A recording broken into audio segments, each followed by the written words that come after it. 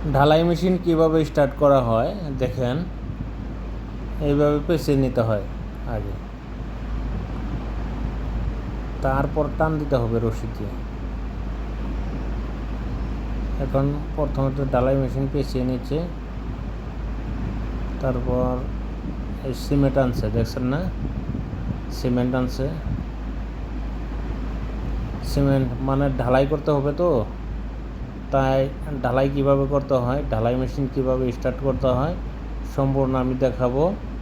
দেখেন এইভাবে সিমেন্ট আনছে, আর এইভাবে সিমেন্টটা বস্তাটাকে কেটেছে, কেটে দেখতে পাচ্ছেন পুরো দুটো ভাগ করে দিয়েছে, যাতে মিক্সার মেশিনে দিতে সুবিধা হয়, তার জন্য এইভাবে করেছে। এখন দেখেন আরও একটা বস্তা নিবে, সেই সিমেন্টের বস্তাটাতে করবে, ধার দিয়ে এইভাবে ঠিক মাঝখানে কেটে নিয়ে পুরো দুভাগ করে দেয়, পুরোটাই এভাবে দুভাগ করে নেয় যাতে একজনে উঠাতে সুবিধা হয়। এখন দেখেন মিক্সার মেশিনের ভিতরে পানি দিচ্ছে, দেখতে পাচ্ছেন বালতি বালতি পানি আনছে, পানি এনে মিক্সার মেশিনের ভিতরে দিচ্ছে।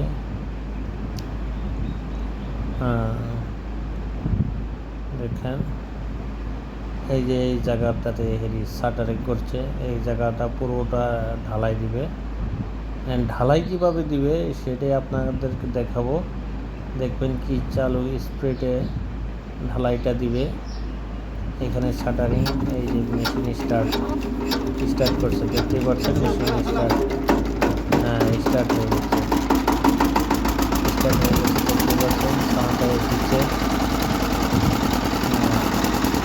এখন স্টার্ট হয়েছে, এখন বালি এবং পাথর এই মেশিনটাতে আগে পাথর দেবে তো করে ঢালাইটা হয়ে যাবে।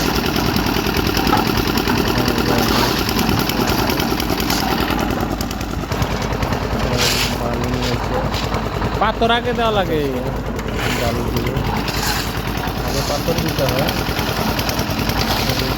বালু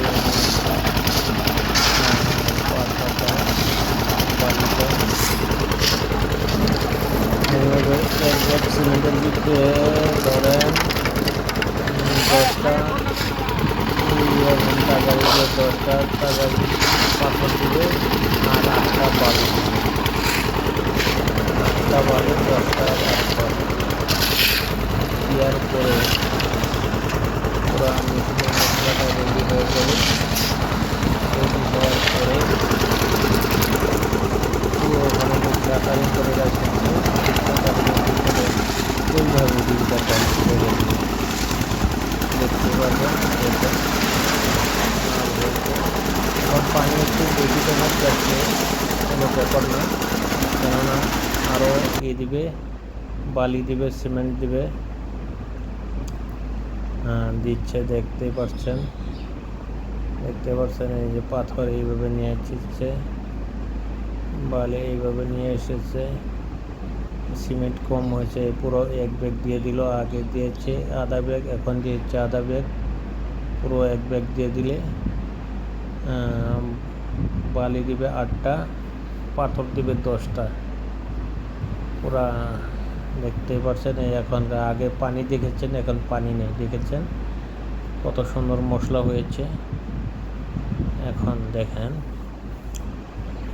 দুইজনে এই বস্তাটা নেবে, দুইজনে এই বস্তাটা ধরছে, এই বস্তার ভিতরে মশলা ঢেলে দিবে, আর দুইজনে নিয়ে ডিমটা ঢালবে, দেখতেই পাচ্ছেন। এই যে দিয়েছে, এই যে ঢেলেছে, শাটারিংয়ের মধ্যে ঢেলেছে, এইভাবে ঢেলে কামটা ফিনিশিং দিবে। দেখেন কত স্পিডে কাজ হচ্ছে, দেখতেই পাচ্ছেন কত স্পিডে কাজ হচ্ছে। দেখতে পাচ্ছেন বন্ধুরা,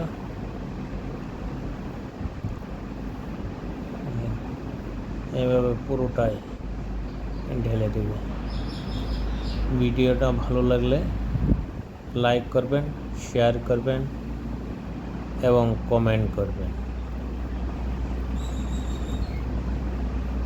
এইভাবে ঢালাই করলে ঢালাইয়ের সেটিংটা অনেক ভালো হয়।